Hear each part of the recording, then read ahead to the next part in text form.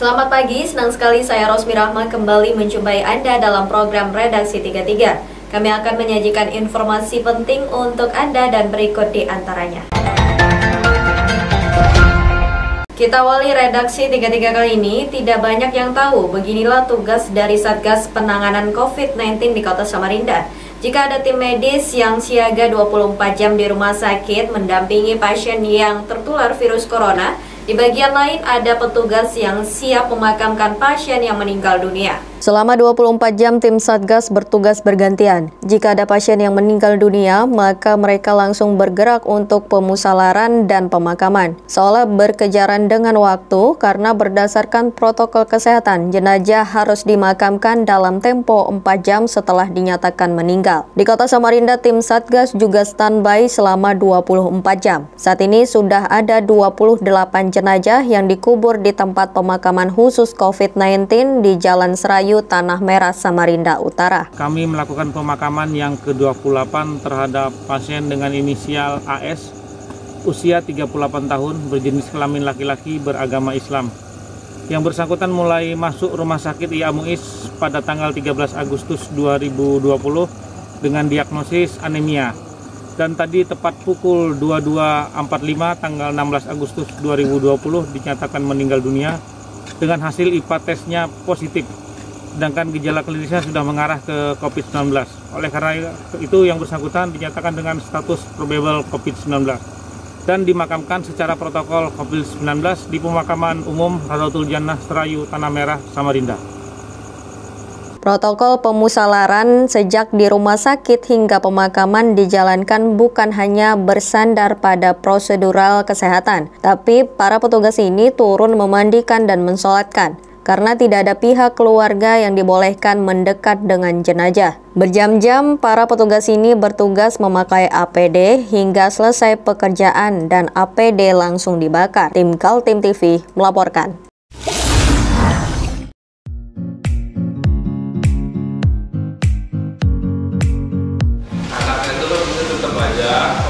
Cara mudah beriklan digital di Kaltim TV.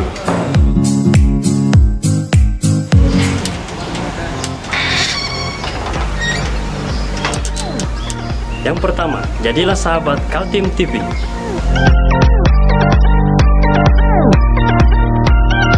Dengan Rp1 juta, para sahabat mendapat 20 kali tayang di slot berita kamu.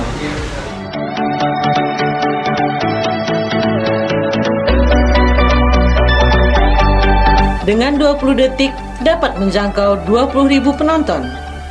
Anda beruntung karena mendapat kesempatan perdana dari kami. Ayo jadilah sahabat Kaltim TV. Lapas kelas 2B Balikpapan memberikan 1 orang remisi langsung bebas pada HUT RI ke-75 tahun. Pemberian surat keterangan ini dilaksanakan di ruang serbaguna Lapas Balikpapan. Bertempat di ruang serbaguna Lembaga Pemasyarakatan kelas 2B, Wali Kota beserta Forum Komunikasi Pimpinan Daerah memberikan remisi pada warga binaan Lapas Balikpapan pada Senin sore. Dari data yang ada, sebanyak 25 warga binaan Lapas kelas 2B mendapatkan remisi yang langsung bebas. Namun warga binaan ini masih menjalani hukuman subsidiar. Sementara 1 orang warga binaan langsung bebas dan bisa pulang ke rumah hanya 1 orang saja. Tahanan langsung bebas sebanyak 1 orang saja, namun dari data yang ada sebanyak 25 orang. Hanya saja masih menjalani hukuman subsidiar dan untuk remisi potong masa tahanan ada 646 warga binaan. Hari ini ada berapa sih Pak yang dari lapas yang bebas langsung? Oke, itu kita sebut dengan RU1 dan RU2. Ya. RU1 itu pengurangan masa pidana, tetapi mereka masih menjalani. Artinya masih hanya dikurangi saja ya, mendapatkan remisi saja. Tapi untuk RU2, ini yang hari ini dia dapat remisi, langsung dia habis masa pidananya. Nah, untuk tahun ini di Lapas Balikpapan, itu hanya ada 1. Hanya ada 1. Kalau kita lihat data yang ada, sebenarnya ada 25 orang yang kalau kita lihat dari sisi pidananya ya habis. Tapi karena dalam putusannya dia itu punya subsidiar. Artinya dia dapat remisi sekarang, seharusnya masa pidananya selesai. Tapi ada pidana tambahannya, yaitu subsidiar tadi. Sementara itu juga warga binaan asal Kutai Timur dengan kasus pembunuhan yang dijatuhi hukuman 12 tahun penjara langsung bebas dan akan kembali ke masyarakat. Hari ini dapat remisi berapa lama? Berapa bulan? 6 bulan. 6 bulan. Ini hari langsung bebas? Bebas. Perasaannya gimana, Mas? Ya, alhamdulillah lega. Senang. Senang. Kemarin berapa kena lama? 12 tahun. 12 tahun. Kasus? Pembunuhan. Di mana? Di Balikpapan? Selama Di Kutai Timur. Ya, saya kira ini kita ucapkan selamat yang bisa sudah kembali ke keluarga, dan bagi yang lain selamat juga, dan mudah-mudahan mereka cepat bisa berkumpul kembali dengan keluarganya. Dan terima kasih kepada jajaran di Lapas Kelas 2 Balikpapan dan Rutan Kelas 2B Balikpapan, karena mereka yang bertugas melakukan pembinaan kepada warga binaan. Pak, yang dibebaskan ini sudah di rapid test atau gimana Pak untuk balik masyarakat Pak? Ya, pasti kan mereka sudah selain menjalani hukuman tentu juga mengalami pembinaan dan pemeriksaan sehat gitu. Untuk warga binaan yang bebas dipastikan dalam keadaan sehat dan sudah dilakukan pemeriksaan oleh petugas medis Lapas Kelas 2B Balikpapan. Dari Balikpapan, Muhammad Idris, tim Kaltim TV.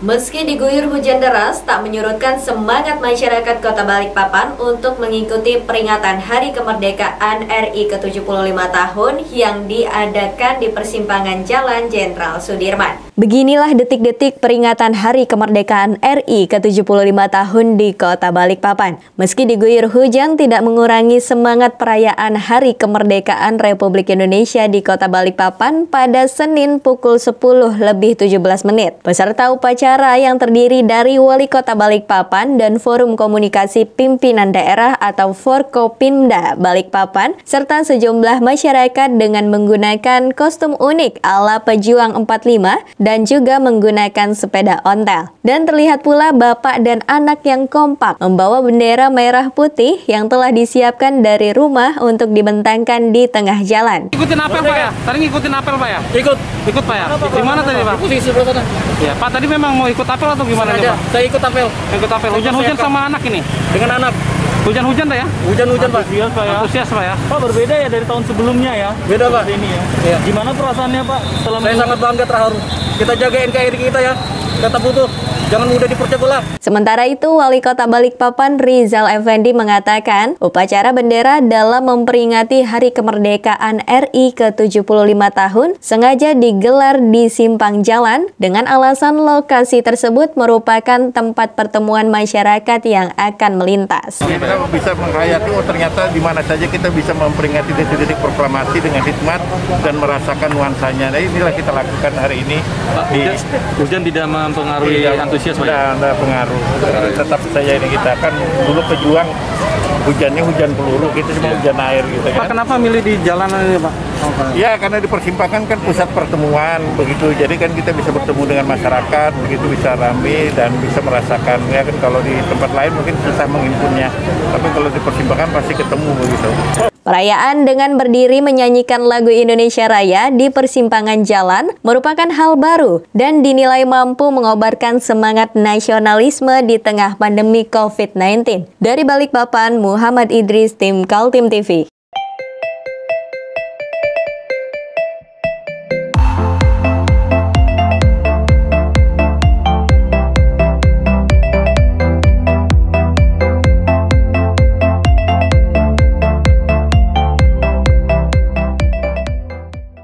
Meski di tengah pandemi COVID-19, semarak Hari Kemerdekaan terus berkibar. Seperti yang terlihat di salah satu tower KSOP Balikpapan, bendera berukuran raksasa semakin menyemarakan perayaan kemerdekaan Republik Indonesia yang ke-75 tahun.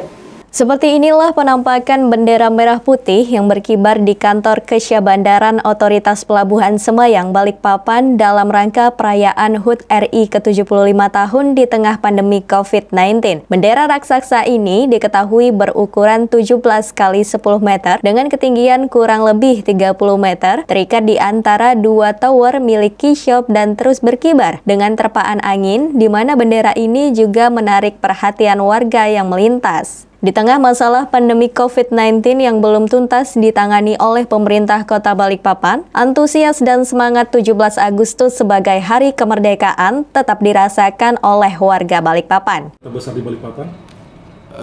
Sepengetahuan saya kira-kira demikian. Yang ada sekarang yang baru di Pelabuhan Semayang ini, itulah bendera yang terbesar yang ada. Tujuannya adalah untuk memeriahkan di bulan Agustus ini. Kepasangnya 3 hari yang lalu kita pasang. Sampai nanti pada saat akhir bulan. Ini juga menyemangati meski di tengah pandemi, tidak melunturkan semangat nasionalisme dan semangat perayaan 17 Agustus ya, Pak? Jelas dong, kita sebagai bangsa yang tadi saya katakan, kita bangsa dan mempunyai sejarah yang besar dan sangat ini, dengan adanya pandemik ini, semangat 45 kita tetap akan berkobar seterusnya. Kira-kira demikian. Bendera dengan ukuran terbesar ini sebelumnya juga berkibar di lokasi yang sama pada perayaan HUT RI tahun lalu. Hanya saja kali ini hanya satu bendera saja, berbeda dengan tahun lalu sebanyak 2 bendera ukuran besar. Dari Balikpapan, Muhammad Idris, tim Kaltim TV.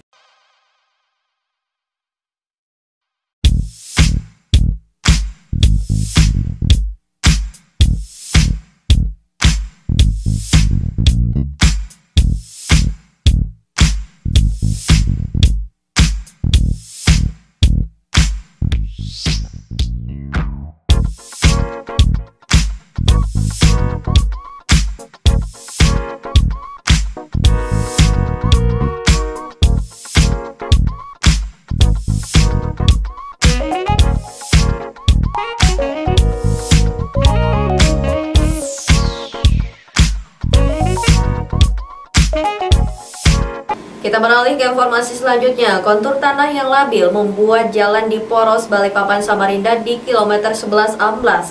Saat ini pihak BPJN sedang melakukan perbaikan. Satu buah truk berwarna merah amblas dan miring di kilometer 11 Karangjoang, Balikpapan Utara, Kalimantan Timur pada Jumat siang. Jalan amblas yang sudah ada dilakukan pengerasan oleh Badan Pelaksana Jalan Nasional BPJN Provinsi Kaltim, namun longsor terus terjadi. Dari reruntuhan longsor, terlihat air mengalir cukup deras dan diduga kuat adanya kerusakan pipa milik PDAM Tirta Manggar. Pihak BPJN Wilayah Kerja Kaltim akui jika rencana perbaikan jalan antar kota di kilometer 10 sempat tersendat hampir 8 bulan akibat adanya pengalihan anggaran disebabkan COVID-19. Namun saat ini pihak BPJN Wilayah Kerja Kaltim tengah mengebut perbaikan jalan secara total dengan anggaran APBN mencapai 2,3 miliar rupiah. Pihak Balai BPJN Kaltim akan melakukan perbaikan secara permanen. Jadi di sini kami akan lakukan untuk bor pile dengan retaining wall untuk penahanan dinding samping agar tidak terjadinya pergeseran badan jalan. Itu berapa lama Pak kira-kira itu Pak? Jadi kontrak kami yang kami lakukan ini adalah 148 hari kerja. Namun kalau pada saat pelaksanaan kami berupaya tetap terbuka jalan ini karena kami akan bekerja di samping dan fungsional jalan kami tidak akan mengganggu. Jadi tetap untuk dimanfaatkan oleh umum. Ya Pak. Jadi pengerjaan sambil bisa di jalan di juga jadi ya? pekerjaan ini akan kami lakukan sampai tanggal 31 Desember. Pihak BPJN Wilayah Kerja Kaltim melalui pejabat pembuat komitmen atau PPK 1.4 Provinsi Kaltim menargetkan perbaikan jalan rampung di akhir Agustus mendatang. Dari Balikpapan, Muhammad Idris, tim Kaltim TV.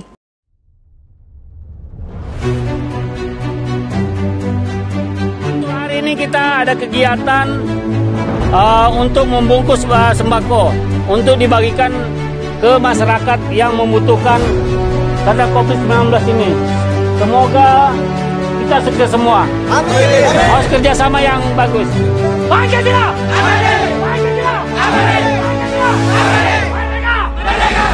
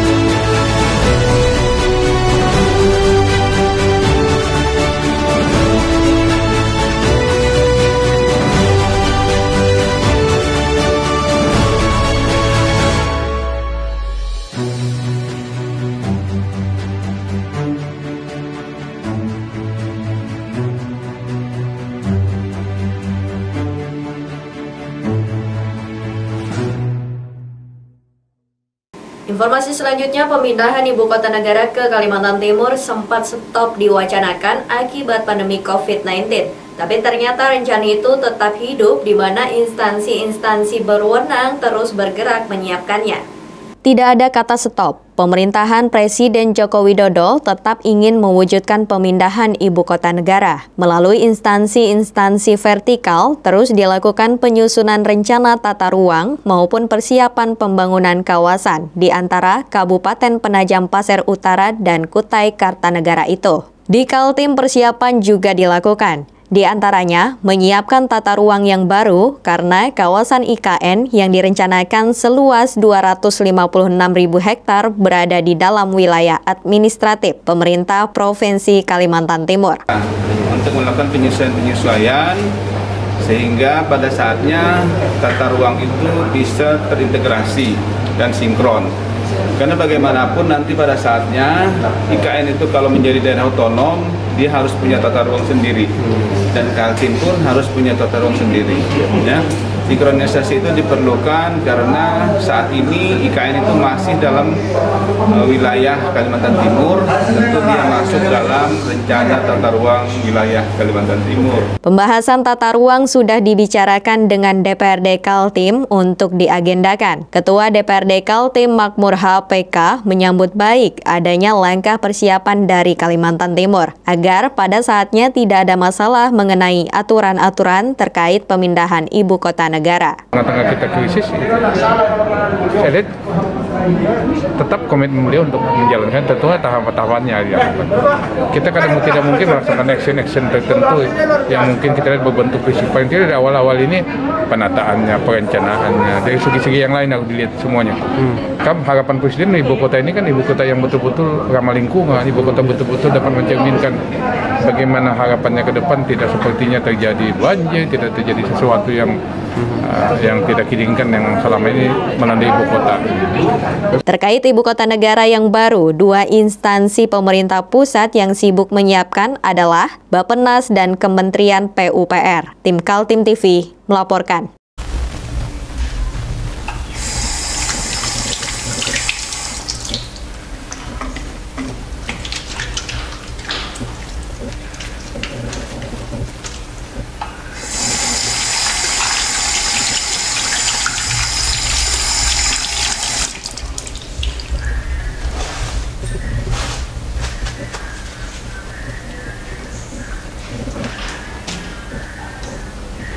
Meskipun di rumah saja, kita tetap selalu menjaga kesehatan, cuci tangan, menggunakan hand sanitizer. Ingat, mulailah dari diri sendiri. Pasangan Parawansa Markus Tallo dari calon independen tetap ngotot menginginkan verifikasi faktual dihentikan lantaran situasi pandemi COVID-19 di Samarinda yang menurut mereka tidak memungkinkan orang berkumpul dalam jumlah besar. Masa verifikasi faktual persyaratan KTP calon perseorangan tahap kedua berlangsung 8 hingga 16 Agustus 2020. Namun yang terjadi, pasangan bakal calon wali kota dan wakilnya di Pilkada Kota Samarinda, Parawansa Markus Tallo, masih ngotot meminta verifikasi faktual dihentikan. Alasannya situasi pandemi COVID-19 di mana Wali Kota Samarinda Syari Jaang menurunkan perwali atau peraturan wali kota yang membatasi kembali kegiatan masyarakat seperti berkumpul dalam jumlah besar. Verifikasi faktual persyaratan dengan cara mengumpulkan para pendukung yang ada di KTP menurut Parawansa melanggar perwali dan membahayakan kesehatan warga. Di Kota Samarinda semakin hari semakin tanda kutip berbahaya karena virus corona sudah menjalar kemana-mana dan sudah terjadi transmisi lokal, dan ini juga yang menjadi dasar kami kenapa kemudian kami melayangkan surat untuk melakukan pembuktian terhadap proses faktual. Kami sadari bahwa tindakan yang kami lakukan ini adalah tindakan sepihak, ya, artinya kami tetap menjalankan proses verifikasi faktual, tapi kita mengatakan bahwa kami menghentikan kegiatan itu karena alasan kami bahwa kami tidak mau malah ada korban yang jadi antara kami. Parawansa Markus Tallo menggelar jumpa pers untuk menjelaskan tentang usulan menghentikan verifikasi faktual itu. Sebelumnya, KPU Kota Samarinda telah memberikan penjelasan tidak punya kewenangan dalam hal menghentikan tahapan pilkada karena kebijakan itu bersumber dari keputusan KPU Pusat. KPU Samarinda memang tidak mampu untuk melakukan perubahan peraturan, tetapi bagi kami adalah bahwa KPU Samarinda itu bisa membuat usulan atau memberikan telah tersendiri kepada KPU RI terhadap situasi yang terjadi hari ini. Nah, ini yang kemudian tidak dicermati oleh teman-teman KPU, seolah-olah teman-teman KPU ini bekerja seperti aplikasi handphone. Artinya hanya sedang prosedur saja, tidak memiliki jiwa, tidak memiliki kepekaan terhadap situasi sosial yang terjadi di Kota Samarinda. Pasangan Parawansa Markus Tallo baru berhasil melengkapi persyaratan sebanyak 22.358 KTP, sehingga keduanya menambah lagi kekurangan yang dikalikan 2, yaitu sekitar 46.000 KTP baru. Pasangan ini sudah memenuhinya, namun KPU perlu melakukan verifikasi faktual untuk melengkapi persyaratan. Tim Kaltim TV, Hardin melaporkan.